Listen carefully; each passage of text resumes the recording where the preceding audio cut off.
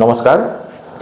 আজি আমাৰ যি নিৰ্বাচন আয়োগে স্পেচিয়েল ৰিভিজন কৰিব লাগে বুলি অসমত এক হুকুম জাৰি কৰিলে, যিটো আমি প্ৰয়োজন নাই বুলি বহুবাৰ উল্লেখ কৰিছিলোঁ।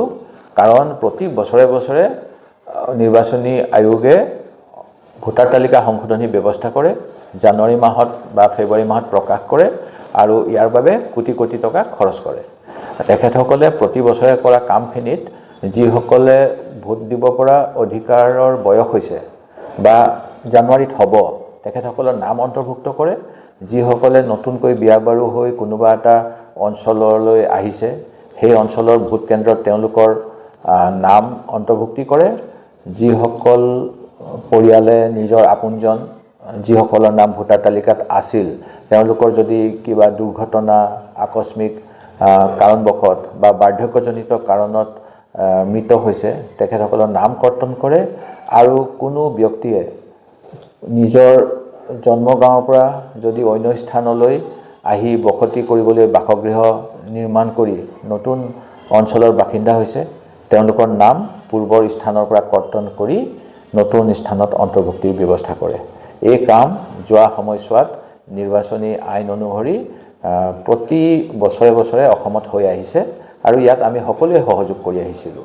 কিন্তু আমাৰ নেতা ৰাহুল গান্ধী ডাঙৰীয়াই ক'বৰ দৰে যোৱা কিছুদিন ধৰি বিজেপি দলে যেতিয়া তেওঁলোকৰ ভাল দিন আনিব নোৱাৰিলে, যেতিয়া তেওঁলোকৰ ইস্তাহাৰখন তেওঁলোকে নিজেই নিৰ্বাচনী জুমলা বুলি ক'বলৈ সাহস কৰিলে আৰু ভাৰতবৰ্ষৰ ৰাইজে তেখেতসকলে যে ভুৱা প্ৰতিশ্ৰুতি দিয়ে তাৰ উদাহৰণ 15 কোটিকৈ টকা, মূল্যবৃদ্ধি ৰোধ, পেট্ৰল ডিজেলৰ মূল্য হ্ৰাস, নিবনুৱাৰ নিযুক্তি, আমাৰ ক্ষেত্ৰত 6 জনগোষ্ঠীৰ জনজাতিকৰণ, চাহ বাগিচাৰ 351 টকা মজুৰি বৃদ্ধি, ব্ৰহ্মপুত্ৰ বা ইয়াৰ বিভিন্ন নৈসমূহৰ বান গৰাখহনীয়া ৰাষ্ট্ৰীয় সমস্যা ঘোষণা, জাতি মাটি ভেটি ৰক্ষা, অসম চুক্তি আখৰে আখৰে হিন্দেৰী নকৰাকৈ দাড়ি কমাসহ ৰূপায়ণ কৰাৰ প্ৰতিশ্ৰুতি, অসমৰ পৰা বিদেশী সম্পূৰ্ণৰূপে বহিষ্কাৰ কৰাৰ প্ৰতিশ্ৰুতি, ভাৰত বাংলাদেশ সীমান্তৰ কাটাতাৰৰ ব্যৱস্থা কটকটীয়া কৰি পাকিস্তানৰ নিচিনা ব্যৱস্থা কৰাৰ প্ৰতিশ্ৰুতি আদি বিভিন্ন প্ৰতিশ্ৰুতি যেতিয়া তেওঁলোকে পূৰাব নোৱাৰিলে, তেতিয়া আমাৰ নেতা ৰাহুল গান্ধী ডাঙৰীয়াই ক'বৰ দৰে ভোট চুৰিৰ বাহিৰে তেখেতসকলৰ নিৰ্বাচনী বৈতৰণি পাৰ কৰি ক্ষমতা ভোগ কৰিবলৈ অন্য কোনো বিকল্পই নাই। আৰু সেই গতিকেই এছাৰৰ যোগেদি ভোট চুৰিৰ ব্যৱস্থা তেখেতসকলে অসমত এতিয়া কৰি আছে। ইয়াৰ বিৰুদ্ধে আমি বিধানসভাতো প্ৰসংগ উত্থাপন কৰিছিলোঁ যে বাহিৰৰ পৰা নিৰ্বাচনী আয়োগে অনুমতি দিয়াৰ নিচিনাকৈ হাজাৰ হাজাৰ অনা অসমীয়া ভাষী ব্যক্তি যদি ভোটাৰ তালিকাত তেওঁলোকৰ নাম অন্তৰ্ভুক্ত কৰিবলৈ সক্ষম হয়, তেন্তে অসমীয়া জাতিৰ অস্তিত্ব বিপন্ন নহ'বনে? অসমত কিবা দুদিনৰ বাবে নিজৰ ৰাজ্যৰ নাম কৰ্তন কৰি সেই কৰ্তন কৰা প্ৰমাণপত্ৰ লৈ অসমৰ বিভিন্ন ভোট কেন্দ্ৰত তেওঁলোকে যদি নাম অন্তৰ্ভুক্ত কৰে, তেতিয়া অসমীয়া জাতিৰ অস্তিত্ব, অসমীয়া ভাষাৰ প্ৰতি ভাবুকি, অসম ৰাজ্যৰ প্ৰতি ভাবুকি নাহিবনে? কাৰণ আমি সকলোৱে জানো ভাৰতবৰ্ষৰ সংবিধান অনুসৰি ভাষাৰ ভিত্তিত বহু ৰাজ্য গঠন হয় আৰু 1956 চনৰ ৰাজ্য পুনৰ্গঠন যি আইন, সেই আইন অনুসৰি এতিয়ালৈকে ভাষাৰ ভিত্তিতেই বিভিন্ন অঞ্চলত ৰাজ্যৰ সৃষ্টি হৈছে। অসমীয়া ভাষীৰ যেতিয়া সংখ্যা হ্ৰাস পাব, অসমতে আমি অন্য এখন ৰাজ্য সৃষ্টি কৰিব লগা নহ'বনে হিন্দী ভাষীসকলৰ বাবে বা অন্য ভাষীসকলৰ বাবে? এই প্ৰশ্নৰ উত্তৰ বৰ্তমানে চৰকাৰখনৰ হাতত নাই, কাৰণ তেওঁলোকে বিশ্বাস কৰে এক দেশ, এক ভাষা, এক জাতি। আৰু এই ভাৰতীয় জাতি নিৰ্মাণ কৰাৰ নামত আমাৰ অসমীয়া জাতিৰ অস্তিত্ব তেওঁলোকে বিপন্ন কৰিবলৈ কুণ্ঠাবোধ নকৰে। আজি ভোটাৰ তালিকাত তেওঁলোকে যাতে বিভিন্ন ৰাজ্যত ইতিমধ্যে ভোট চুৰি কাৰ্য কৰিলে, যাৰ প্ৰমাণ আমাৰ নেতা ৰাহুল গান্ধী ডাঙৰীয়াই প্ৰেছ কনফাৰেন্স যোগে দাঙি ধৰিছিল। সেয়া আছিল মহাৰাষ্ট্ৰৰ ক্ষেত্ৰত, কৰ্ণাটকৰ ক্ষেত্ৰত, হাৰিয়ানাৰ ক্ষেত্ৰত, বিহাৰৰ ক্ষেত্ৰত আৰু অন্যান্য ৰাজ্যসমূহৰ ক্ষেত্ৰত। এতিয়া আমাৰ পাল পৰিছে। SIRৰ পৰিৱৰ্তে যদিও SR দিছে মোৰ নাজিৰা সমষ্টি, যিটো আমাৰ আহোমৰ ৰাজধানী শিৱসাগৰ জিলাৰ অংশ, যি সমষ্টিত আমাৰ আহোমসকলৰ মৈদাম ক্ষেত্ৰ আছে, যি সমষ্টিত আহোমৰ স্মৃতি বিজড়িত 600 বছৰীয়া ৰাজত্ব প্ৰতি অঞ্চলতে বিয়পি আছে।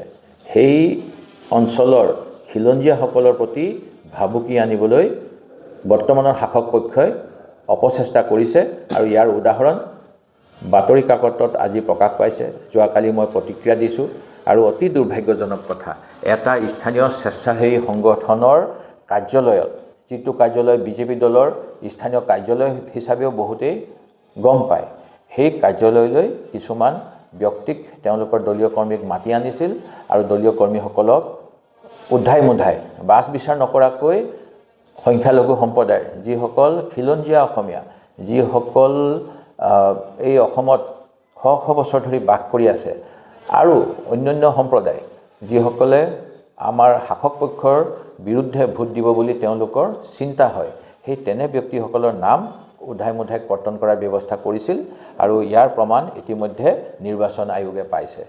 BLO যিজনৰ দায়িত্ব থাকে, বুথ লেভেল অফিচাৰ, যে ভেৰিফাই কৰাৰ পিছত নাম কৰ্তন কৰিব লাগে নালাগে নিশ্চিত কৰিব, তেওঁলোকক নজনোৱাকৈ বিজেপি দলৰ কৰ্মীসকলে বিভিন্ন ব্যক্তিৰ মৃত অথবা স্থানান্তৰিত বুলি ঘোষণা কৰি নাম কৰ্তনৰ ব্যৱস্থা কৰিছিল। আৰু এই কৰ্তনৰ বাবে যি ফৰ্ম জেনেৰেট হয়, সেই ফৰ্ম জেনেৰেশ্যনত আমি দেখা পাইছোঁ অভিযোগকাৰী বিজেপিৰ কৰ্মকৰ্তা কোনোবা পুলিন গগৈ, অভিযোগকাৰী গাঁও পঞ্চায়তৰ বিজেপিৰ দ্বাৰা সমৰ্থিত বিজেপিৰ নিৰ্বাচিত বিজেপিৰ সদস্য, আঞ্চলিক পঞ্চায়তৰ নিৰ্বাচিত সদস্য কোনোবা অজয় বৰুৱা, দেখা পাইছোঁ অভিযোগকাৰী গাঁও পঞ্চায়তৰ উপসভা নেত্ৰী কোনোবা জ্যোতি কুৰ্মী আৰু অন্যান্যসকল। এওঁলোকে কিছুমান খিলঞ্জীয়া মানুহৰ নাম কৰ্তন কৰি বিজেপি দলক জিকাবলৈ ক্ষমতাৰ অপপ্ৰয়োগ কৰিব বিচাৰিছে। অসমৰ বিভিন্ন অঞ্চলত যি অৰাজক অৱস্থা কৰিছে, একেজন মানুহে হাজাৰ হাজাৰ মানুহৰ নাম কমপ্লেইন দি তেওঁলোকক শুনানিৰ বাবে উপযুক্ত সময় নিদিয়াকৈ, আৰু আনকি ধৰ্ম, মই আচৰিত পাইছোঁ যে শাসকীয় পক্ষৰো বহু সংখ্যালঘু সম্প্ৰদায়ৰ নাম তেওঁলোকে কৰ্তন কৰিছে। এই কেনেধৰণৰ এটা শাসন ব্যৱস্থা অসমৰ মুখ্যমন্ত্ৰী আৰু বিজেপি দলৰ ৰাজ্যিক সভাপতি দিলীপ শইকীয়া ডাঙৰীয়াই নিদৰ্শন দাঙি ধৰিছে ক্ষমতাৰ অপপ্ৰয়োগ কৰি ক্ষমতাত তিষ্ঠি থাকিবলৈ। সংখ্যালঘু সম্প্ৰদায়ৰ বহুখিনি উচ্ছেদিত লোকক সংস্থাপন কৰাৰ বাবে যে অবৈধ উৎকোচ গ্ৰহণ কৰিছিল UDFৰ এজন MLAৰ লগত, তাৰ স্পষ্ট প্ৰমাণ তেখেতসকলৰ ইণ্টাৰনেল এনকুৱাৰীত বৰ্তমানৰ এজন ৰাজ্যসভাৰ সাংসদে লিখি থৈ গৈছে। তেখেতসকলে দুৰ্নীতি কৰিবলৈ, চিণ্ডিকেট চলাবলৈ, অসমৰ বিবেকবান মানুহৰ ভোটাধিকাৰ কৰ্তন কৰিবলৈ কি দুঃসাহস কৰিছে, ইয়াৰ বিচাৰ নিশ্চয় অসমৰ জনগণে ল'ব লাগিব, অসমৰ ৰাইজে ল'ব। মই ইতিমধ্যে মোৰ সমষ্টিত যিবিলাক ঘটনা হৈছে তাৰ কেইটামান উদাহৰণ দি ভাৰতৰ নিৰ্বাচনী আয়োগ, অসমৰ মুখ্য নিৰ্বাচনী বিষয়া, জিলা নিৰ্বাচনী বিষয়া সকলোলৈকে পত্ৰ প্ৰেৰণ কৰিছোঁ। মোৰ হাতত অডিঅ' ভিডিঅ' প্ৰমাণ আছে, লিখিত অভিযোগ আছে। আনকি পুলিং ষ্টেচন নাম্বাৰ 85ৰে কিছুমান ভোটাৰৰ বিৰুদ্ধে অভিযোগ লিখাৰ পিছত তদন্তৰ সময়ত কৈছে মোৰ অজ্ঞাতে হ'ল আৰু আমাক আমাৰ দলীয় কাৰ্যালয়ৰ পৰা এই কাম কৰিবলৈ নিৰ্দেশ দিয়া হৈছিল। ঠিক তেনেকৈ এজন কৰ্মকাৰ উপাধিৰ ব্যক্তি যিজনৰ পুলিং ষ্টেচন নাম্বাৰ 74, তেখেতেও পুলিং ষ্টেচন নাম্বাৰ 85ৰ কিছুমান সংখ্যালঘু মানুহৰ নাম কৰ্তন কৰিছে আৰু পৰৱৰ্তী সময়ত তেখেতে আক্ষেপ প্ৰকাশ কৰিছে। এনেধৰণৰ কামবিলাক কৰি